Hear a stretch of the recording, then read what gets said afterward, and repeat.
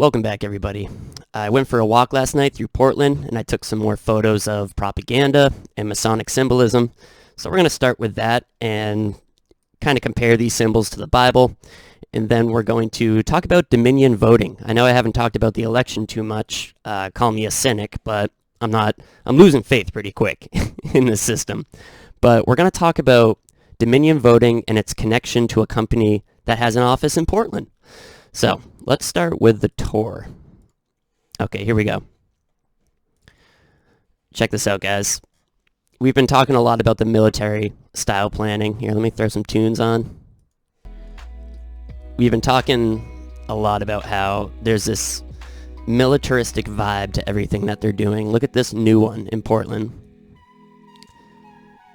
Unbelievable, right? Look at the angry face. We need you to wear a mask. This is a giant flag paid for by the taxpayers, put up on the Maine Historical Society. Unbelievable. Of course, Thanksgiving. No, we can't have Thanksgiving, but we can have Christmas because Christmas is actually a cult holiday. It's mocking Christianity, the date of Christmas and the tree of Christmas. We can do an episode about that. I still love Christmas. I still celebrate it, but it is rooted in the occult. That's why they won't let us have Thanksgiving. They won't let us have Memorial Day, but they will bolster Halloween and Christmas always. So this is the company. This is One City Center in Portland, Maine, and we'll be talking about UBS after we get through these pictures and their connection to Dominion voting. This is right in the center of Portland. Okay. Temple Street parking. This is right downtown by the Nickelodeon movie theater. Well, why is it called Temple Street? Well, at the top of Temple Street is the massive Masonic temple that flanks the side of City Hall. And right next on Temple Street, right next to Nickelodeon, is a little park, and it's dedicated to John E. Minario. Listen to this. Let me zoom in a little bit. This plaza is dedicated in recognition of the leadership provided by John E. Minario, city manager of Portland, 1967 to 1976. During his tenure, Mr. Minario provided the vision that laid the cornerstone for the revitalization of Portland. So a blatant reference to Masonry. Even if they don't put a symbol on it, even if they don't admit it clearly, they always tie it to Masonry, because nobody becomes a city manager in America unless they are a Freemason. I can tell you that right now. Cornerstone. Boom. Now, this is a photo from a restaurant called the Burger Bar. It's like a super popular lefty hipster place. And, you know, they're all eating inside, and none of them even realize that right above their heads on the glass is the rod of Caduceus. We've talked about that before. It's the rod of Mercury, the rod of Thoth. Mercury, Hermes, and Thoth are all the same god. Mercury's Roman, Thoth is Egyptian, and Hermes is Greek. And, you know, esoteric mystery religion in the Western world, we often call it the Hermetic tradition, right? The Hermetic tradition. So, right above people's heads, and then a window over, they have another Caduceus right here with the wings, right? With the two snakes. One snake around the rod is the rod of Asclepius from the Bible, but the rod of Caduceus is completely different. It represents the serpent, the wings of the fallen angel, the duality. It represents the DNA helix. It's got all sorts of symbolism to it. It's Nancy Pelosi always wears a rod of Caduceus. And then you can see, it's kind of hard to make out, but these are the torches represented in Mithraism, represented by a Statue of Liberty. They are evil. Let me show you an example real quick. Yeah, the torch is a very popular symbol. We actually have an episode back in the past that talks specifically about the torch. Let me show you real quick, though. Hollowell, Augusta. This is one of the most amazing Masonic cemeteries in Portland, and I just want to show you real quick. They have a satanic fountain in the middle. This is in Hollowell, Maine. And what's on top of the satanic fountain? The torch, flanked by all these goats. And you'll notice it is a hexagon, right? A two-dimensional cube. That's the shape of the bath. Tons of symbolism. of course, your goats. All right. All right, let's get back to this. Let me just find out. There we go. So, the torch and the rod of caduceus. Now, some of you might get a little mad about this, but I set out over a year ago to find out what all these symbols mean. And it's not until now that I understand what the arch truly means. You might get mad at me for this, guys, but the arch symbolizes the pillars on which God built our world. The top of the arch here represents the dome that we live under, the firmament. And in the center, you see the tree of life. So what the arch represents is the biblical interpretation of Earth, which I'm starting to believe is the true interpretation of Earth. And I'm starting to believe that outer space is a complete farce created by Freemasonry. Yeah, I know it's pretty heavy, but that's just what my research has led me to. And I encourage any of you to start looking into that, because they mock it, they ridicule it, they've turned the term flat earth into a term like conspiracy theorist with a bad connotation to it. But read your Bible, look at things logically, try to discover if we can measure the curvature of the earth, take a look at spacewalk videos, and you'll start to notice that there's holes in all of it. And the Masonic arch, in my opinion, represents the firmament, and here, the tree of life. We're going to read some Bible verse once we get to the end of this slideshow about it. Then you got your classic Portland, right? Gays and blacks. Virtue signaling. Vicious virtue signaling. And look at it, it's winter and all these people are eating outside. I'm going to go down here soon with the megaphone and just tell people to wake up. Nope, not going to hold back at all. Okay, and then right off Temple Street, we have a street called Milk Street. M-I-L-K. Well, this is right on the water. There's no cows here. There's no milk being made. And notice on the right, you have your Masonic architecture. These are all very old buildings. Milk Street is used because of the letters M-L-K. They are short for Moloch, which is an ancient deity that these Freemasons hold in high regard. That's why in every city in America, there is a Martin Luther King Jr. Boulevard. And it's oftentimes the main road going through a city. MLK, Molech. Now, if you think that's not enough, in the Church of Satan, they baptize with milk. Look it up. They pour milk over the heads. Here's another great example. This style of column is ancient Egyptian. If you just Google ancient Egyptian temple, you'll see these, leaves on top of them. All the different columns from the different ancient civilizations are important Masonic symbolism. Sometimes they'll all be in the same image. You'll have the Greek, the Roman, the Egyptian, etc. And it's just a testament to how, this mystery school has survived all civilizations. Here's another example. You can see the Egyptian style Boaz and Jochin, the two columns. And then you got the Masonic duality of the 1 and 1 right here. And you also have more Masonic duality, not just the triangles, but the white and black color scheme with the light coming through.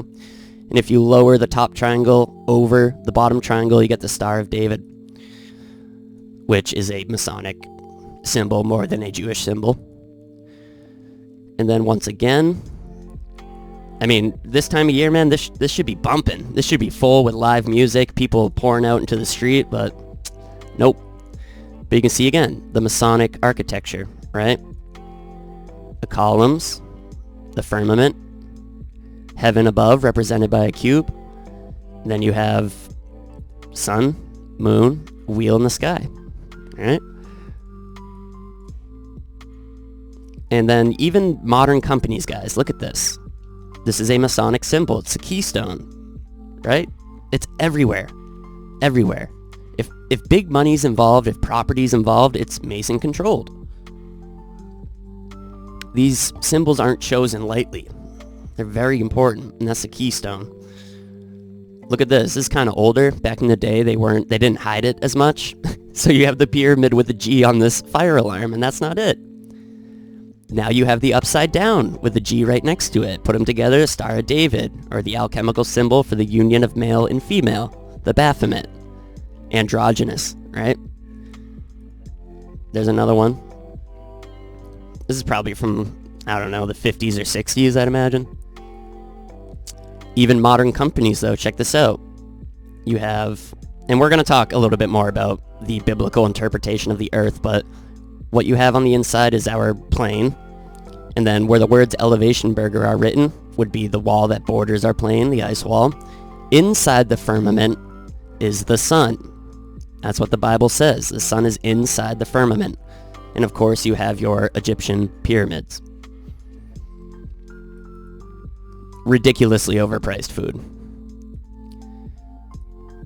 Look at this one. Portland is just full of misled lefties. 5-pointed star, we talked about that yesterday.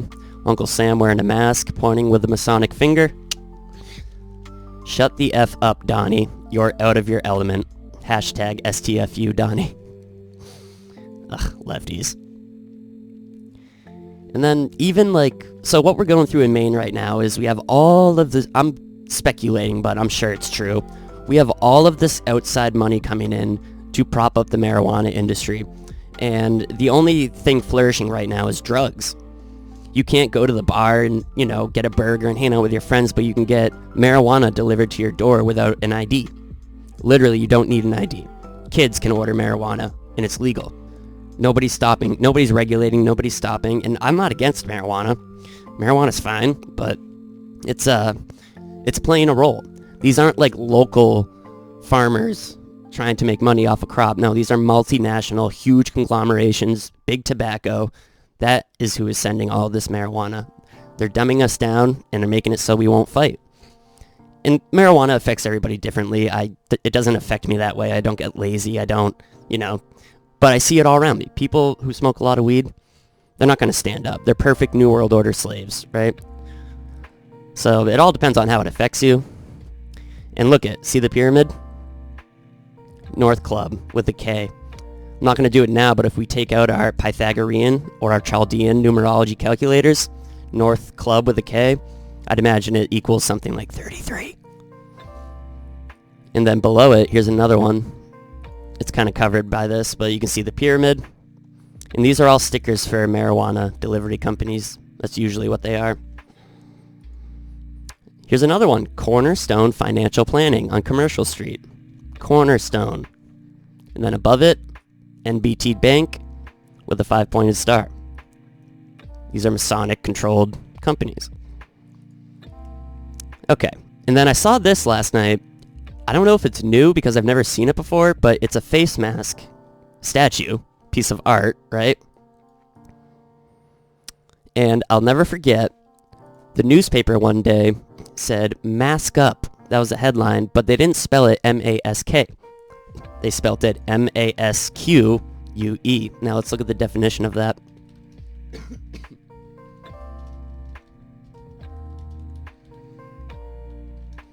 The world is a stage. Listen to this. Mask. A dramatic entertainment. Let me zoom in so you know I'm not pulling your leg.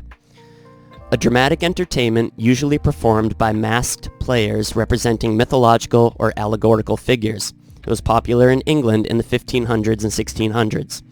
So when they put that on the front page, they're mocking us. Because this is all theater, right? And the people who own the newspapers, the people who own, money and property in Portland, they all know. The Freemasons know this is all theater, right? Can't spell Earth. You can spell Earth with theater, I'm pretty sure. E-A-R, yeah. A dramatic entertainment, usually performed by masked players. The people. It's disgusting. That's mockery. Pure mockery. Let me see where I left off here. So yeah, they got this mask statue. Let's read the plaque. It's hard to read, but I'll try and zoom in a little. Okay, it's called the Elm Theater Mask. E-A-R-T-H. Earth. That's why Shakespeare called his theater the Globe. 'Cause they're all in on it. This mask was found, So hard to read. In 1977, during the excavation of the Portland Public Library at Elm and Congress. What? When they were building the new library, they're saying they found this underground? Excuse me? That's ridiculous. I'm going to have to look into this. It must have been attached to a building, maybe? Let's keep reading it. Okay. Street. It was the something most important architectural detail of the something theater. The Elm Theater. Which stood... Okay, so it was a decorative piece on the Elm Theater. More mockery. It's called The Mask. Give me a break. So stupid. Okay, I was walking by Key Bank, which is the biggest building in Portland, Key Bank, and they had the vault open. Take a look at this thing, guys. Holy shnikes. Got more pictures. It's massive. But I'm glad I stopped because I found the best symbol of all, and you're about to see it. Look at that. Holy shnikes, dude. And what's in the front foyer of the Key Bank building? The phoenix literally rising from the flames. For those with eyes to see and ears to hear, it is blatant who controls everything. Not the people. And then, of course, the Portland Media Center with the cube. Alright, that does it for that. So where do we want to go next? Let's talk a little bit about UBS. So Lynn Wood, the lawyer, posted this on Parler. This is from the United States Securities and Exchange Commission. It's kind of confusing, but I think I understand what's going on here. So basically, we have a transfer of majority stake in a company from one group to another, right? Like one group is purchasing 51% of it, and then the other group's giving it to them. So issuer's identity. Name of issuer, Staple Street Capital. Principal place of business and contact information, Staple Street Capital, New York City. Related persons, that doesn't matter. So the person from Staple Street Capital who's making this purchase is Hutan Yaghubzadeh. And I did all this, I had all the tabs open, but then I accidentally closed it and forgot about it. This is a Chinese guy. Chinese guy is going to buy something through Staple Street Capital. Okay. Come down here. Equity. Okay, 10. Business combination transaction. Is this offering being made in connection with a business combination transaction such as a merger, acquisition, or exchange? No. Sales compensation recipient. UBS Securities, LLC, which is also in New York. Offering and sales amount, $400 million. So, if I am making sense of this, look at the bottom. Staple Street Capital, I believe, acquired majority of UBS. I think that's what this is saying. If I'm wrong, let me know in the comments. UBS Securities. Okay, and then when you do your research, let's just do a quick Google search here. Let's take this guy's name. Hutan. We'll throw him in DuckDuckGo. And see if we can get like a Bloomberg profile. Oh wow, someone's actually reporting on this. We have articles. There weren't articles the other day. This is cool. Okay. Investment Watch says parent company of Dominion received $400 million from a Chinese investment bank in Switzerland. Okay, so UBS might be the owner of Dominion, the parent company. UBS is right in the center of Portland, a branch of them. Let's see what they say. An investigation into SEC filings has revealed that the firm which owns Dominion Voting Systems received $400 million from a Swiss bank with close links to the Chinese government less than a month before the election. The links to the Chinese government are the guy I just plugged in DuckDuckGo. And I'm sure they'll mention it. Let's keep reading. The investigation centers on Staple Street Capital, which acquired Dominion Voting Systems in 2018. Dominion Voting Systems operates voting machines in 28 states. On October 8th, 2020, that's exactly this document we were just looking at from Linwood, just so you guys know. On October 8th, 2020, Staple Street Capital filed SEC Form D offerings and sales amount of $400 million, with the sales compensation recipient identified as UBS Securities. Wow, states the investigation, which also notes that another payment of $200 million was received December 2014. UBS Securities is a Swiss investment bank which owns 24.99% of UBS Securities Ltd., a Chinese investment bank. The remaining 75% of UBS Securities is owned by the Chinese government. The overall owners of UBS Securities are Beijing Guoxing, 33%. What a big surprise. He's probably a member of the Zetlin Hall in Hong Kong. UBS, 24.99%. Guodong Communications Group, 14%. China Guoding, 14%. Yeah. Aside from UBS, the other four owners of UBS Securities are all Communist Chinese front groups. Wonderful. Let me actually see if we can... I really did find some amazing documents. I should have kept them open. I wasn't thinking UBS would be in Portland, though. One of them. Let's see what I can find here. I found a great PDF. Yeah, here it is. So yeah, this is the exact same company that's in one city square in Portland. UBS in China.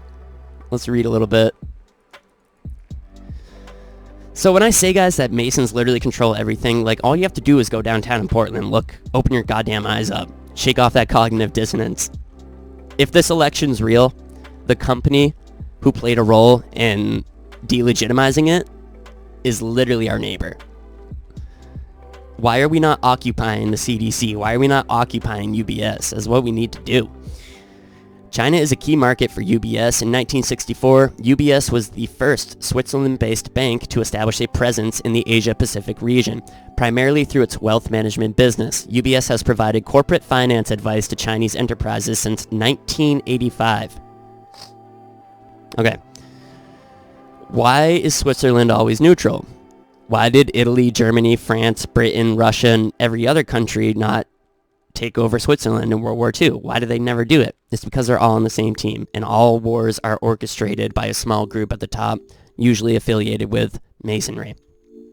Fact. Switzerland has always been neutral somehow. It makes no sense. Makes no sense at all.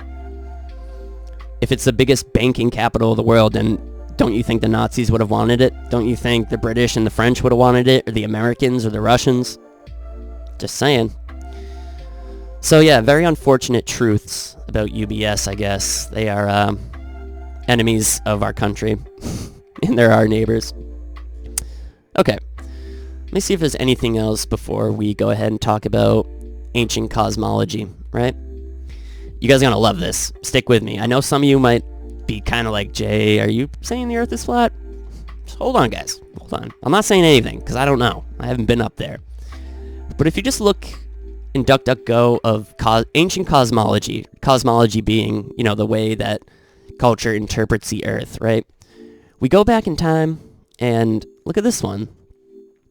Whether it's Egyptian, Norse, Hindu, Mayan, Hebrew, Navajo, or Inca, and there's many, many more, they all interpret the Earth in this sort of manner. It's not just flat, all right? That's just a way of making us all sound like idiots, right? There's a lot to this. And then look at NASA. We're going to talk about this. Okay, so the ancient Hebrew conception, which would be our Old Testament, right? Of the firmament and all that stuff. Let's just look at this. I haven't looked at it. Ancient Hebrew conception of the universe. So you have God in the heaven of heavens above the firmament, right? And there's a gate to heaven. The ancient Israelites divided the world into heaven, earth, sea, and underworld. They viewed the sky as a vault resting on foundations, perhaps mountains, with doors and windows that let in the rain. God dwelt above the sky, hidden in cloud and majesty. The world was viewed as a disk floating on the waters, secured or moored by pillars. The earth was the only known domain. The realm beyond it was considered unknowable. The underworld was a watery or dusty prison from which no one returned. Regarded as a physical place beneath the earth, it could be reached only through death. Wow. So now do you see the Masonic arch? Look on the right and left. The foundations of heaven are pillars. This is what the Bible says. Your two pillars in your arch. And what's at the very top? The keystone. And look at the sun and the moon and the stars are all inside the firmament. The sun is not 98 million miles away. I'm learning this right now. I'm all about being open-minded, guys. It's all about being open-minded. Because once you discover one or two of these Masonic lies that you were taught as a kid, it's a domino effect. Alright, so let's hop over to the Bible. Actually, I gotta show you something first. I got so many pictures to look at, guys. So, this is in where's Bowdoin College? I can't remember right now. But this is in Bowdoin, right here. You see the two Masonic pillars, right? And above one is the sun, and above the other is the moon. It's right in our faces. It's always right in our faces. Let's see what else we got. This is from that same pillar, right? Little sun symbolism at Bowdoin College. Let's see what else we got here. Oh, Bowdoin is just full of it, you guys. Here's just some more views of it, right? These are the pillars described in the Bible. Freemasonry is a perversion of Christianity. That is the God-honest truth. It's so sad. Like, most people, when I was growing up, were raised Christian but never read the Bible, right? So they get invited into this thing called Freemasonry, and they don't even know that everything about Freemasonry is a perversion from the Bible. It's so sad. It's so sad. Awful. It's another example. Okay, let's keep looking at pictures before we get to the Bible. This is in Rochester, New Hampshire. This is a 33-foot tall pillar with the sun or the moon on top. Do you see how it symbolizes the sun and moon inside the firmament, right? They're lifting the sphere, the sun and the moon. They're lifting it, and they're paying homage to what's inside the firmament. It's another picture of it. Massive 33-footer. Seth Adams. You can look him up. I did a little research on him. Boom. Okay, let's keep looking. I haven't gotten through a lot of these in a while. They're amazing, though. If you guys know any good Masonic cemeteries, good Masonic cities, let me know. We can all go together sometime. This is from the same place. Massive obelisk, right? What else we got here? Okay, this is in Lewiston.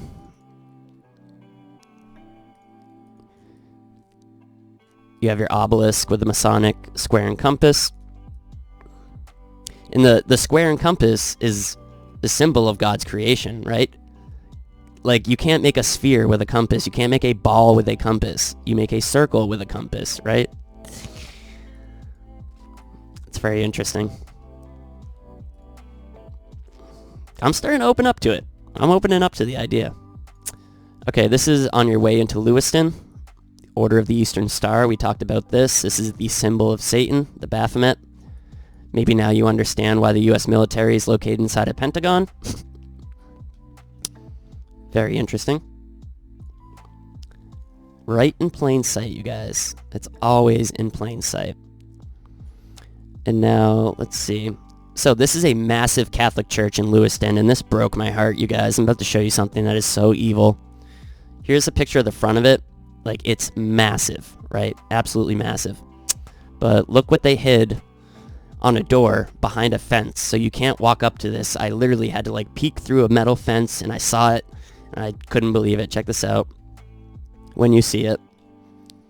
This is through the fence behind this Catholic church in Lewiston. And what's that door handle?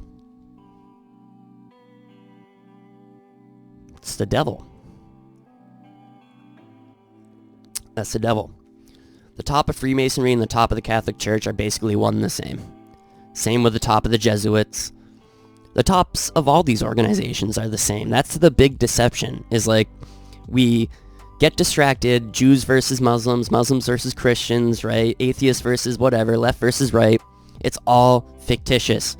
It is all created to divide us so that we don't open our Bibles and we don't realize that everything they've told us is a lie. But there you go. Goat on a door handle at a Catholic church. What else we got from Lewiston? And then you can see here your entrance to, this is supposed to be a Civil War monument, right? But once again, you see the pillars with the sun and the moon. What else we got here?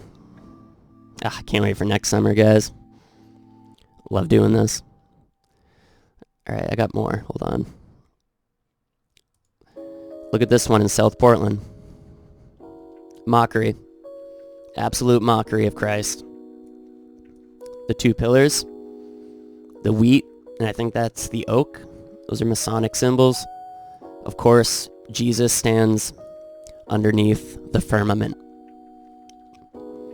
I know it's a lot, guys, but open your mind. You can notice here on the heart, looks like the Masonic chain. I'm sure they're going for the crown of thorns, but there's a sunburst around it.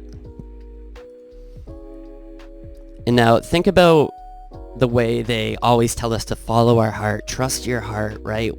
That'll lead you straight to hell. The heart of man is corrupted.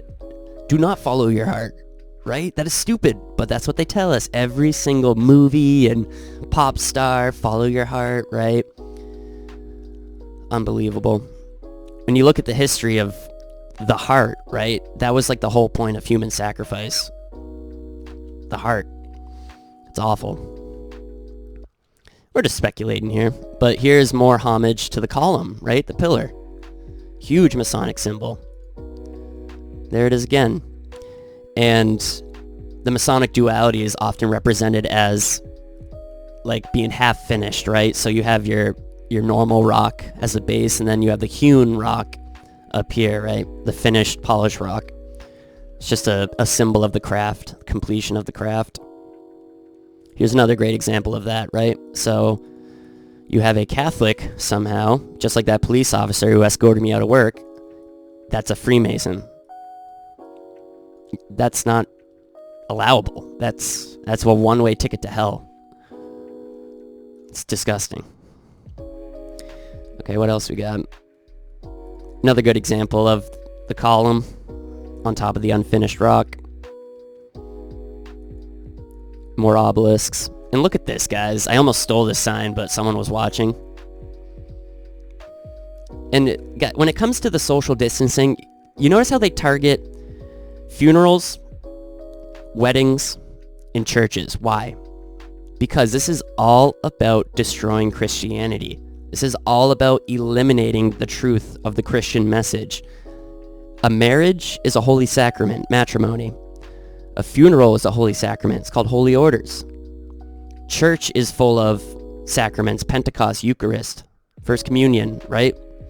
They're only attacking Christianity when you really think about it. That is their biggest attack, right? This one's in my neighborhood. Check this out. You guys are going to love this. I think this house is from 1887 or 67.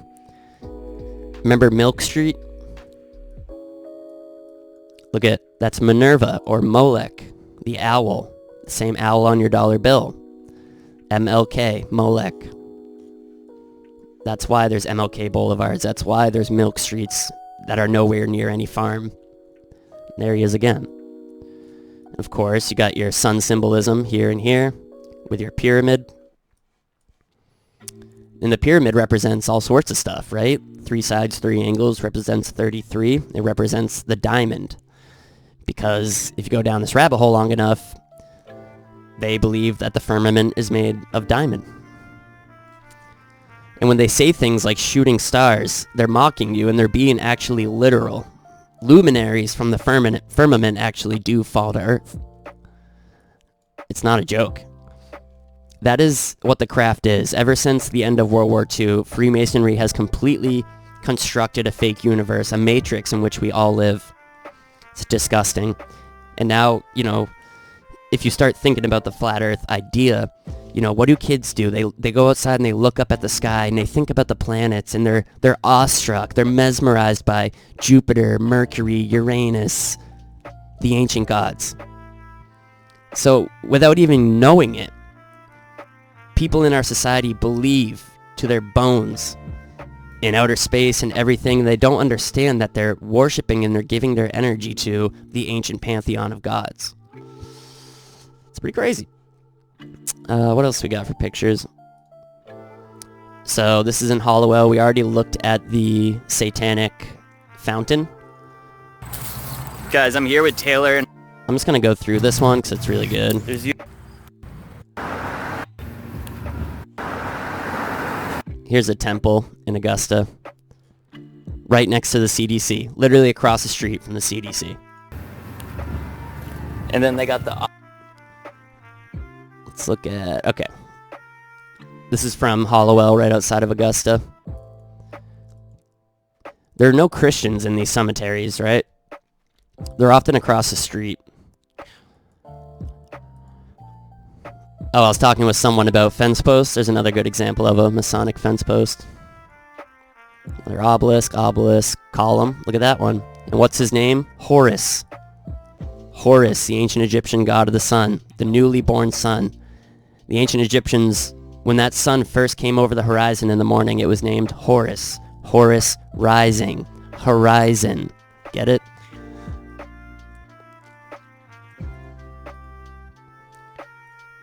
And they're even telling us with their symbols, look up. Look up. Look up at the firmament. It's mockery. I'm not 100% on the flat earth train, but, I mean, I'm trying to prove it wrong, and I'm having a very hard time proving flat earth wrong.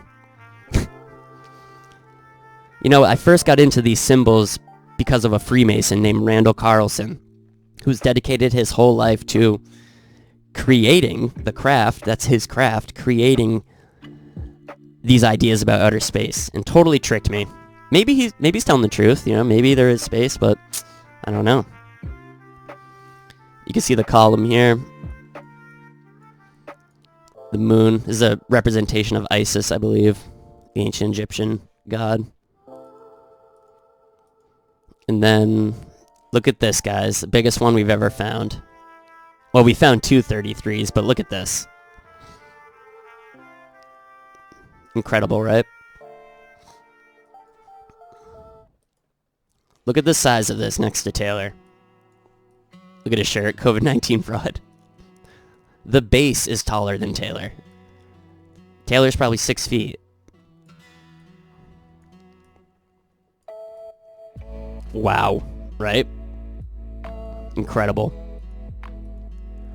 There it is from the base. Oliver Barrett. More columns, videos, and yeah, the satanic water fountain. Like this, there's no arguing what this is. This is a satanic water fountain, a 6-sided hexagon with the torch, with the goat's heads. Like, give me a break. There's no arguing. Absolutely no arguing that. It's disgusting. See if there's any more pictures we can look at. And take a look at this, guys. This is from 1892. It is stamped by the Boston Public Library. This is a real thing, despite what Snopes might tell you. Gleason's New Standard Map of the World. On the projection of J.S. Christopher, Modern College, Blackheath, England. Scientifically and practically correct. As it is. What are we looking at? You know, when you read like a regular history book, they're going to tell you about Copernicus and Kepler and Galileo, but they're not going to talk about the body of humanity who was like, no, this is not true. They bury it. They bury it. But, you know, a little over 100 years ago, there were maps. There were maps based off science, real science, that confirm the biblical cosmology. So what is Antarctica? Well, it appears it's a ring that holds the waters in, right? And picture, if this map is true, right? Picture a flat map. Look at my hands. All you have to do to come up with outer space is take the flat and then form it into a ball. And now you've created a closed system and a cosmology that nobody's going to be able to prove. So nobody argues against it, right? I find it fascinating. It's called the ice ring, usually. Most people call it. And then it even teaches you how the sun and moon work inside the firmament. So December 21st, December solstice. On December 21, the sun moves round the Tropic of Capricorn, and during the day lights up the southern portion of the Earth from the Arctic Circle to some portion of the Antarctic ice. There is no sunlight beyond 80 degrees south, but unknown regions of ice. On the 23rd of December, the sun commences his northward journey again, returning to his starting place and thus completes his seasons. So it's hard to see on the map, but if you picture you see it, the Tropic of Capricorn, right? And the Tropic of Cancer. So the sun moves from the Tropic of Capricorn on the outside, and then throughout its journey, it'll eventually get to the Tropic of Cancer, closer, giving us seasons. And then the moon. This is the June solstice. See how it's on the Tropic of Cancer now? Right? Summertime. And then during the winter, it's on the Tropic of Capricorn. So, this isn't like pseudoscience, guys. This is observable. Space is pseudoscience. If you really can shake off the cognitive dissonance, think about it for a little while, you can prove all of this by yourself. You can go out, you can go do an experiment to find out the curvature of the Earth. Go try it. Go try it. Just look it up. Look it up. If you think it's ridiculous, then just prove yourself right, In the figures, June and December, the white represents the sun's position in his respective months at noon. This shows sunlight inside the Arctic Circle for 24 hours. From June 21st, the sun moves round the tropics in a spiral circle, widening every day until it reaches its destiny on the southern or outer solstice on December 21st. So this isn't just like crazy YouTube conspiracy stuff. This was science until the Rockefellers took over the education system. It's even patented, you guys.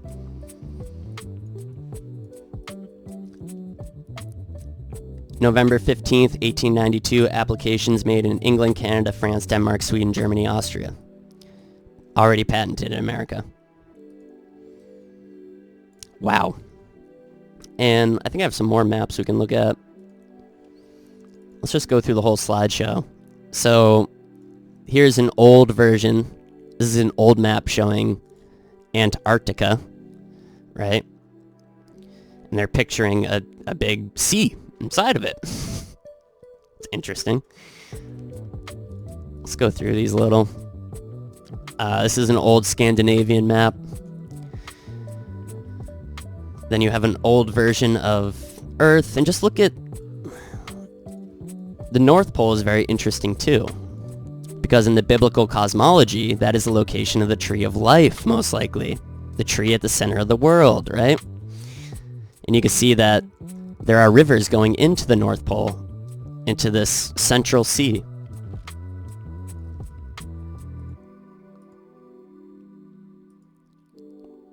This is Greenland. Okay, and this is what's underneath Iceland, right? For some reason, we just don't go to Iceland, which is very odd, right? But if you go back here, there was a time that the ice had receded not too long ago, a couple hundred years ago. Oh, it's Greenland, sorry. And look at, Greenland was colonized. Now it's all ice. But a couple hundred years ago, there was shore. The ice had receded, and it was colonized. I wonder what goes on there today. I feel like people live there kind of secretly.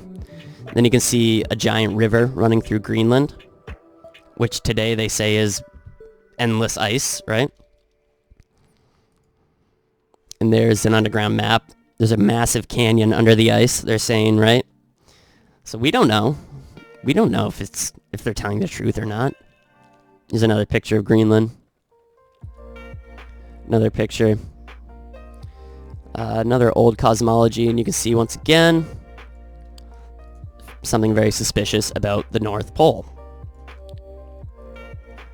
Here's a great example, right? I think this is Mercator's map. This is the North Pole, surrounded by mountains, right? Surrounded by a wall, just like the plane we live on itself, according to Flat Earth. Then you have these 4 rivers going into it. And notice only one side is accessible. There's no mountains on one side. And then, it's believed by some that the Tree of Life was at the center of this.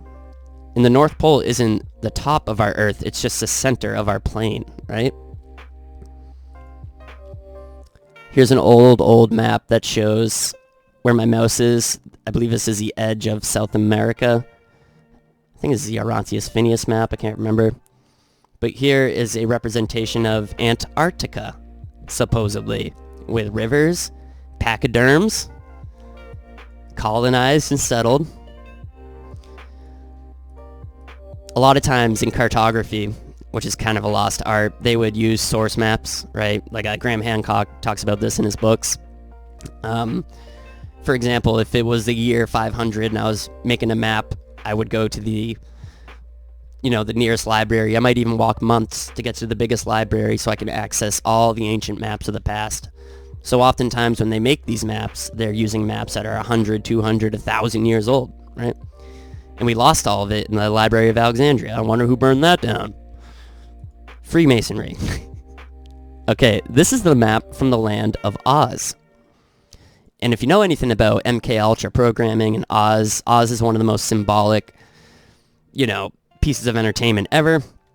And it's used to help patients disassociate, patients under mind control in projects like MK Ultra. You have to look that up yourself.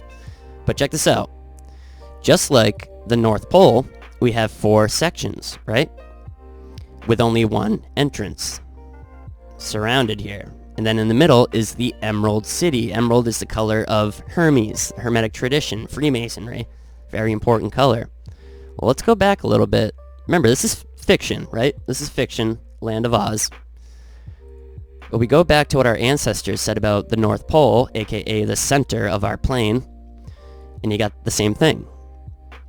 Blocked off, surrounded, with one entrance, with this in the middle. Alright, let's read some Bible stuff before we go. Get out of this. Okay. So, just firmament from the Bible. Genesis 1:6, and God said, "Let there be a firmament in the midst of the waters, and let it divide the waters from the waters." Genesis 1:7, God made the firmament, and divided the waters which were under the firmament from the waters which are above the firmament. 1:8, God called the firmament heaven, and the evening and the morning were the second day. Genesis 1:14, God said, "Let there be lights in the firmament of the heaven to divide the day from the night, and let them be for signs and for seasons and for days and years." What is he saying? The lights, the stars in the firmament, are a clock given to us by God. If you ask a Freemason, they're going to tell you that astrology is the most ancient observed science in all of history. It's BS. There's no way that you can find out the precession of the equinoxes without modern technology. And I fell for that lie. I was like, how did the ancients know about the precession of the equinoxes? No, they didn't. God told our ancient ancestors exactly how it worked. God told ancient man exactly how it worked and what the point of all of it was. The luminaries, the stars, were a calendar. They mark the seasons. They're a way of knowing your place and your time, space and time. They are gifts from the Lord. All right. Genesis 1:20, and God said, "Let the waters bring forth abundantly the moving creature that hath life, and fowl that may fly above the earth in the open firmament of heaven." Let's take a look at something real quick. Now, Snopes is going to tell you this is debunked, but it's absolutely not debunked. This is from a 1958 American Encyclopedia. Let's read it. They say it's debunked because they say they're talking about a mountain. They're not talking about a mountain. Listen to this. Ross Island and McMurdo Sound, 4 United States planes flew from New Zealand to McMurdo Sound, Antarctica, on December 20th, 1955, and made exploratory flights over unknown parts of the continent until January 18th, 1956. When they returned to New Zealand, these flights proved the inland areas to be featureless in character, with a dome 13,000 feet high at about latitude 80. The sun never shines past latitude 80 according to the Gleason map, right? So flying around latitude 80, the edge of the dome is 13,000 feet. That's what this is saying. Fascinating, right? So therefore, towards the center of our plane, it'd be about 73 miles high. I'm not telling you guys to believe any of this. I'm just telling you, this is what I'm looking into right now. Let's look at some more Bible verse, and then I'm going to blow your mind at the end. Ezekiel 1:26, and above the firmament that was over their heads was the likeness of a throne, as the appearance of a sapphire stone, and upon the likeness of the throne was a likeness as the appearance of a man above it. Ezekiel 10:1, then I looked, and behold, in the firmament that was above the head of the cherubims, there appeared over them as it were a sapphire stone, as the appearance of the likeness of a throne. And lastly, Daniel 12:3, and they that be wise shall shine as the brightness of the firmament, and they that turn many to righteousness as the stars forever and ever. What else we got here? Let's talk about pillars in the Bible, right? Kings 7:21. Thus he set up the pillars at the porch of the nave, and he set up the right pillar and named it Jachin, and he set up the left pillar and named it Boaz.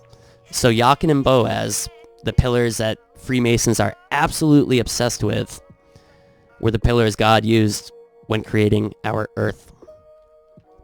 Let's do a little search for this. Do you understand now what the arch is symbolic of? Look, it is blatant right here. Look how blatant it is in this photo. You got the two pillars, right? Look at the triangle facing up, triangle facing down. Look at the firmament, right? The stars are inside the firmament.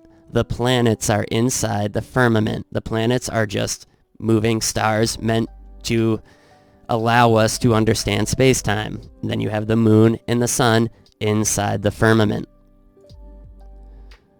I know it's shocking. But you're going to get there eventually. If you keep looking into this stuff, you are absolutely going to get there eventually. I think this is ultimately what the Masons are hiding in their symbolism of the arch. Here's another good example.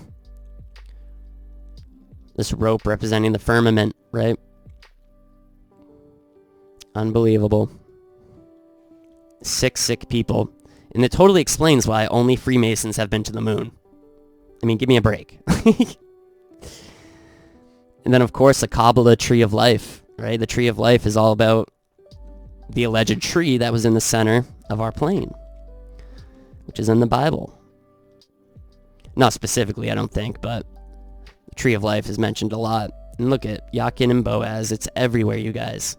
Every doorway you walk through is a portal of Masonic deception. You know what I mean? It's so sick. And then here are those columns I mentioned in Portland. Oh man, it's just ridiculous. Now you might understand what this was all about. They only stood for 33 years. Okay. Let's go back to pillars. Let me find a good one. Let's see. Iron Maiden to pillars. Pillars, stability of Christ. Okay. Song of Songs 5:15. His legs are pillars of alabaster, set on pedestals of pure gold. His appearance is like Lebanon, choice as the cedars. Revelation 10:1. I saw another strong angel coming down out of heaven, clothed with a cloud, and the rainbow was upon his head, and his face was like the sun, and his feet like pillars of fire. Exodus 24:4. Moses wrote down all the words of the Lord. Then he rose early in the morning and built an altar at the foot of the mountain with 12 pillars for the 12 tribes of Israel. Joshua 4:24. That all the peoples of the earth may know that the hand of the Lord is mighty, so that you may fear the Lord your God forever. Pillars. What else we got? You shall not make for yourselves idols, nor shall you set up for yourselves an image or a sacred pillar. What do Freemasons do? They set up and idolize the pillar. Nor shall you place a figure stone in your hand to bow down to it, for I am the Lord your God. Okay, Samuel 2:8. He raises the poor from the dust. He lifts the needy from the ash heap to make them sit with nobles and inherit a seat of honor. For the pillars of the earth are the Lord's, and he set the world on them. The pillars of the earth are the Lord's, he set the world on them. Psalm 75:3. The earth and all who dwell in it melt. It is I who have firmly set its pillars. So, over and over again, that's what the Bible's telling us. Okay, here we have the woman and the dragon, huge red, 7 heads. Okay, so now we're going to talk about the 33, the fallen stars, right? So, this is from Revelation 12:3. She was pregnant and crying out in pain and agony of giving birth. Then another sign appeared in heaven, a huge red dragon with 7 heads, 10 horns, and 7 royal crowns on his heads. His tail swept a third of the stars from the sky. 1/3 is 0.33 repeating, right? So this is where your 33 comes from in Masonry. This is what they're talking about. They're talking about a third of the angels who fell from heaven, right? And the dragon stood before the woman who was about to give birth, ready to devour her child as soon as she gave birth, right? So this dragon whose tail, they're talking about the battle in heaven, right? And the 33% of the angels falling to earth, the Nephilim or whatever. And now you understand why the symbol of the dragon who's about to devour the child, you understand why children are so important to the occult, Satanism, and all that. Evil. What else we got? Alright, speaking of the tree of life. Revelation 2:7. He who has an ear, let him hear what the Spirit says to the churches. To him who overcomes, I will grant to eat of the tree of life, which is in the paradise of God. Genesis 2:9. Out of the ground the Lord caused to grow every tree that is pleasing to the sight and good for food, the tree of life also in the midst of the garden, and the tree of knowledge of good and evil. So look at all these ancient cosmologies, right? Look at the Norse one with a tree right in the center. A few of them are focused around the tree in the center, the tree of life, right? If you can prove to me space is real, I'll believe space is real. I'm having a hard time, you guys. I'm having a very hard time. There are a lot of holes. Okay, Proverbs 13:12. Hope deferred makes the heart sick, but desire fulfilled is a tree of life. Proverbs 11:30. The fruit of the righteous is a tree of life, and he who is wise wins souls. Proverbs 15:4. A soothing tongue is a tree of life, but perversion in it crushes the spirit. Revelation 2:7. He who has an ear, let him hear what the Spirit says to the churches. We read that. Revelation 22:13 through 14. I am the Alpha and the Omega, the first and the last, the beginning and the end. Blessed are those who wash their robes, so that they may have the right to the tree of life, and may enter by the gates into the city. Tree of life. The stairway to heaven? Very interesting. Revelation 22:2. In the middle of its street, on either side of the river, was the tree of life, bearing 12 kinds of fruit, yielding its fruit every month, and the leaves of the tree were for the healing of the nations. And then Genesis 2:9. Out of the ground the Lord God caused to grow every tree that is pleasing to the sight and good for food, the tree of life also in the midst of the garden, and the tree of knowledge of good and evil. Interesting, right? And of course, you've probably heard of the giant cedars, right, of Lebanon. Isaiah 37:24. By the servants hast thou reproached the Lord, and hast said, by the multitude of my chariots am I come up to the height of the mountains, to the sides of Lebanon, and I will cut down the tall cedars thereof, and the choice fir trees thereof, and I will enter into the height of his border, and the forest of his Carmel. He heweth him down cedars, and taketh the cypress and the oak, which he strengthened for himself among the trees of the forest. He planteth an ash, and the rain doth nourish it. Amos. Yet destroyed I the Amorite before them, whose height was like the height of the cedars, and he was strong as the oaks. Yet I destroyed his fruit from above, and his roots from beneath. And then Zechariah. Open thy doors, O Lebanon, that the fire may devour thy cedars. So there's a lot of talk about cedars in the Bible and about giant trees. Well, of course today, we still have giant trees. You know, are these redwood trees from ancient times, right? Is this something that survived the flood? You know what I'm saying? Where else do we see ridiculously massive trees like this? It doesn't make any sense. You know, they can explain this with all their stupid Darwinian evolution BS if they want, but if you ask me, I think this is a species from antediluvian times, from pre-flood times, right? And let's look at something else. Here's Devil's Tower. So, like I said, I got into Randall Carlson. He's what got me into all these symbols and stuff and Freemasonry, trying to investigate it. Let me give you the geological explanation of this, okay? Obviously, it looks like a tree trunk, doesn't it? Well, Occam's razor. Simplest answer is usually the best, the most parsimonious answer. Let me explain to you how Randall Carlson and geology describes this. So, they admit the flood is real. They're starting to. And they're starting to say it was caused by a meteor shower called the Younger Dryas impact event, like a 1,200-year span of meteors and comets hitting the Earth, melting the ice caps, flooding the world. So they're basically what we're living through right now is the Masons are crafting the science of the Great Flood because more people are waking up. So they're crafting a fake story to explain it. So, pre-flood, pre-impact, according to the Masons and geology, the ground was at the top of Devil's Tower, right? So the dirt, the soil, the rock would have come up to here. This is where man walked before the flood, okay? Then and how did this form? So what they say is that magma underneath the ground, you have to picture the ground being at the top of Devil's Tower.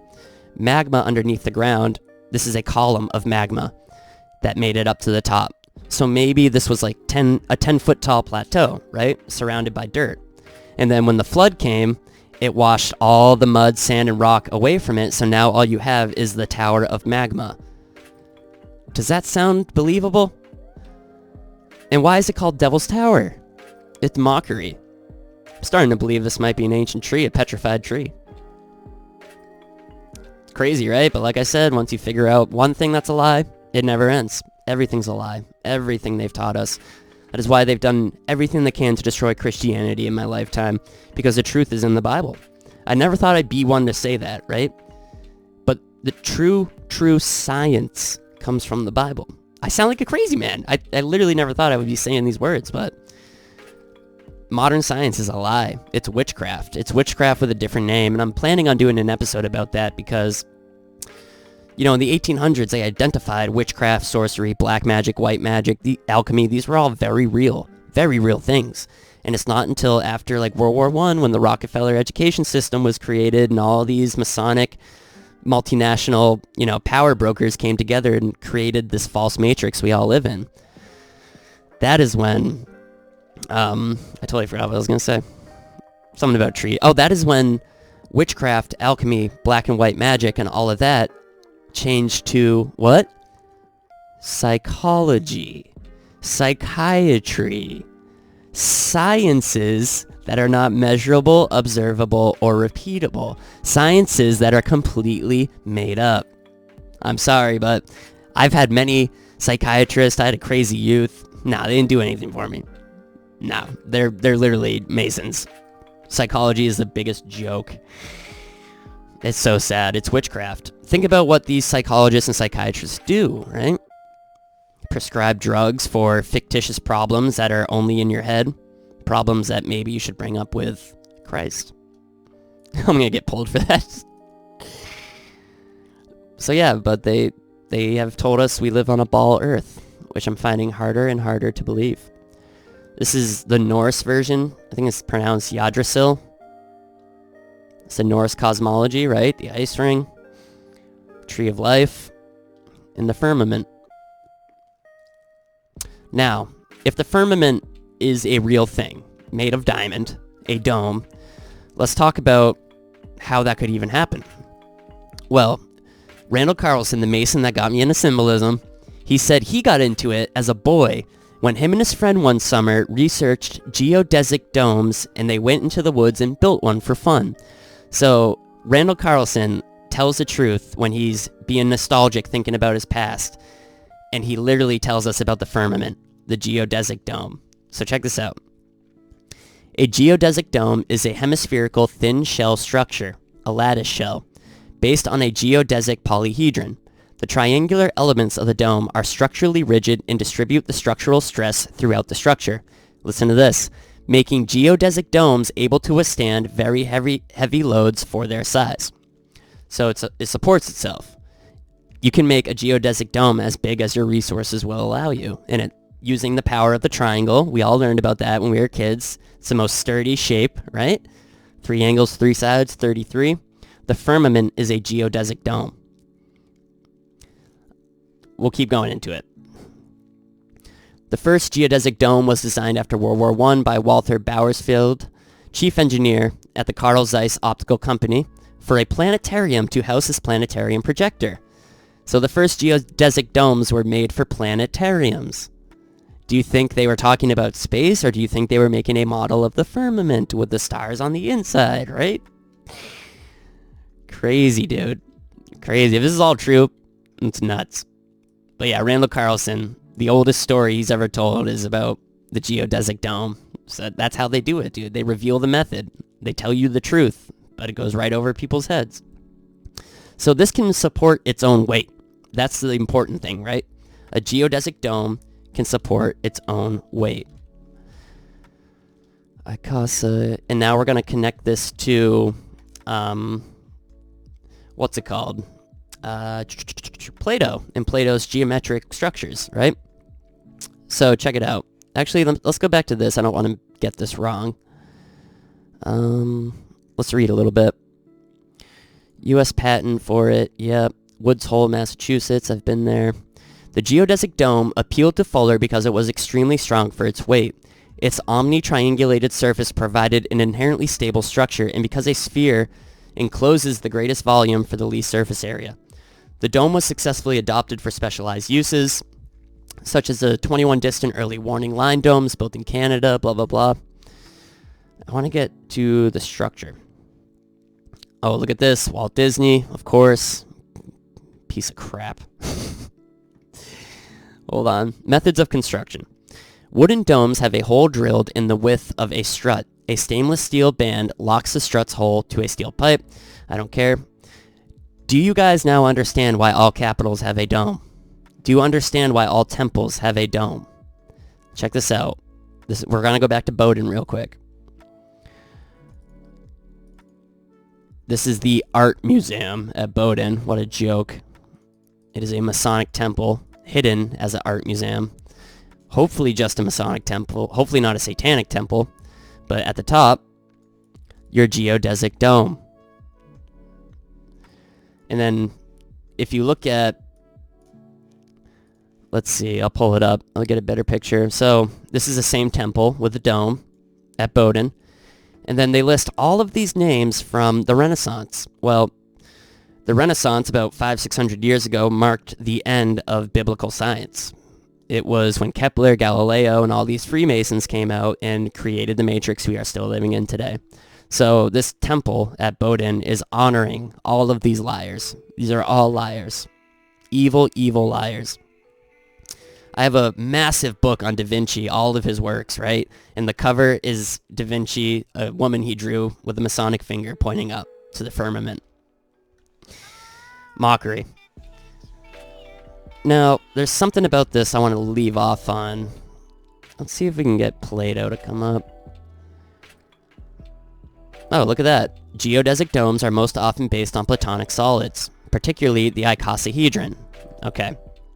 In geometry, an icosahedron is a polyhedron with 20 faces. The name comes from ancient Greek, meaning 20, and from ancient Greek, meaning seat.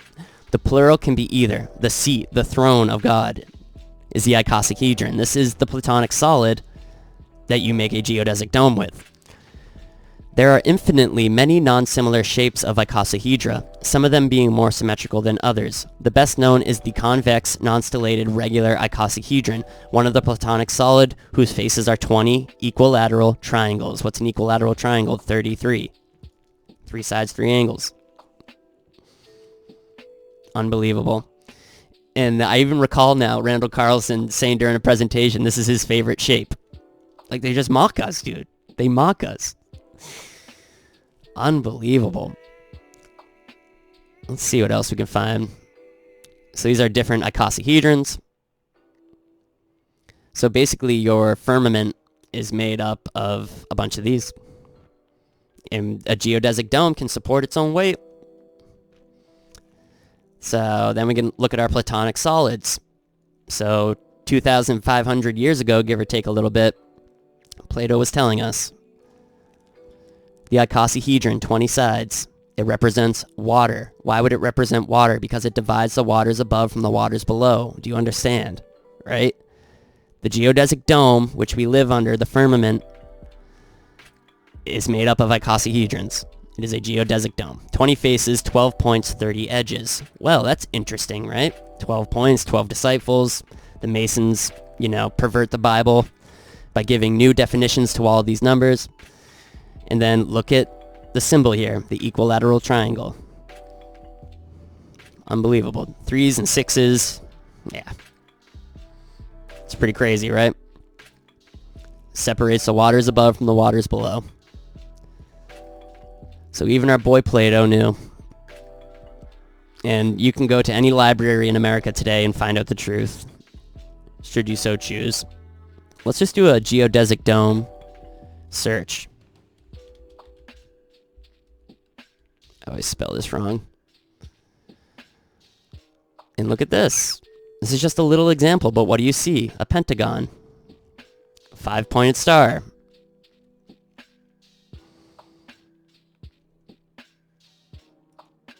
Wow, look at that, guys. Now you understand your flower of life. Do you see this upside down 5-pointed star too, where my mouse is? Just like the order of the Eastern Star, right? Where my mouse is. You see the pentagon in the middle, but follow these rays. Now you have the order of the Eastern Star. Diamonds are nothing more than pieces of the firmament that have fallen to Earth. That is why they are worshipped. I know this is crazy, but gotta be open-minded. Alright, that was a pretty fun episode. Look at this one. Truth is right in front of our eyes, you guys. The truth is right in front of our eyes. It's not only is it in the Bible, but it's mathematically possible. That's the thing. Here's a great example. You have your equilateral triangle, 33, right? You have your 5-pointed star, your pentagon. These are why Masons worship these symbols. Wow, look at this, guys. You can actually create an algorithm that'll make the dome. God's dome. So yeah, if you guys think this is interesting and you want to start with the origins of NASA. Start with Werner von Braun or whatever his name is, right? Let's look something up. Von Braun tombstone. Okay, so this is the Nazi who founded NASA, right? Everybody knows that. This guy literally was a rocket engineer. He worked on the V1 and V2 rockets in Nazi Germany, and he was recruited by NASA, okay? He was the head of NASA. His grave has Psalms 19:1 on it. Are you ready for this?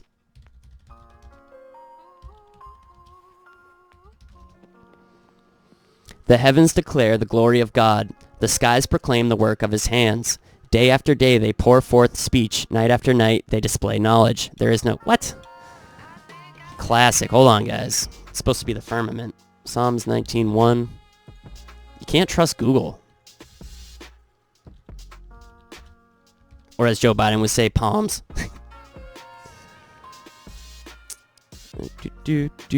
Hold on.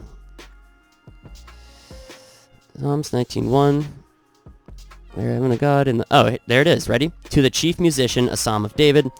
Listen, guys. The heavens declare the glory of God, and the firmament showeth his handiwork. So the guy who was the head of NASA, basically the creating force of NASA, on his gravestone has Psalms 19:1. The firmament showeth his handiwork. The mockery, dude. The mockery. Now, another famous rocket guy from back then is Jack Parsons. Here we go, Jack Parsons, the rocket engineer, right? Well, let me tell you a little something about Jack Parsons. And let me connect this to Portland, right? Let's see here, Portland prop. I gotta organize this, it's bad. Maybe it's here. Nope, not there. You're gonna want to see this. Bear with me. It's important. You know what? I'll just do a Google search. So Jack Parsons was a student of Aleister Crowley. Believe it or not. Yes, the child-sacrificing satanic creator of the Ordo Templi Orientis.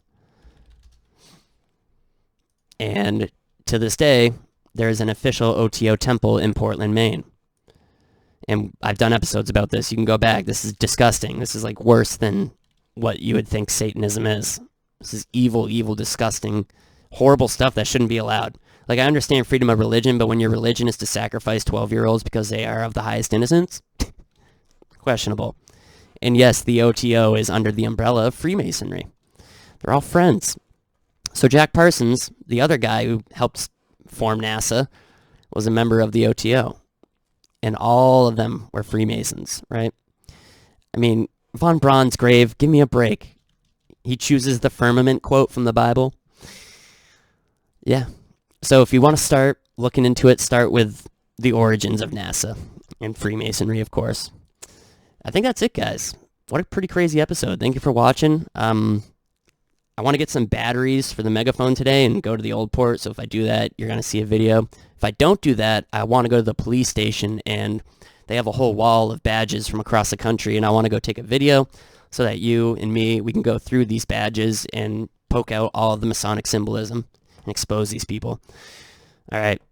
Thank you, guys. Have a great day. Soldiers, sailors, and airmen of the Allied Expeditionary Force, you are about to embark upon the great crusade toward which we have striven these many months. The eyes of the world are upon you. The hopes and prayers of liberty-loving people everywhere march with you. In company with our brave allies and brothers in arms on other fronts, you will bring about the destruction of the German war machine, the elimination of Nazi tyranny over the oppressed peoples of Europe, and security for ourselves in a free world. Your task will not be an easy one. Your enemy is well-trained, well-equipped, and battle-hardened. He will fight savagely. But this is the year 1944. Much has happened since the Nazi triumphs of 1940-41. The United Nations have inflicted upon the Germans great defeats in open battle, man to man. Our air offensive has seriously reduced their strength in the air and their capacity to wage war on the ground. Our home fronts have given us an overwhelming superiority in weapons and munitions of war, and placed at our disposal great reserves of trained fighting men. The tide has turned. The free men of the world are marching together to victory. I have full confidence in your courage, devotion to duty, and skill in battle. We will accept nothing less than full victory. Good luck, and let us all beseech the blessing of Almighty God upon this great and noble undertaking.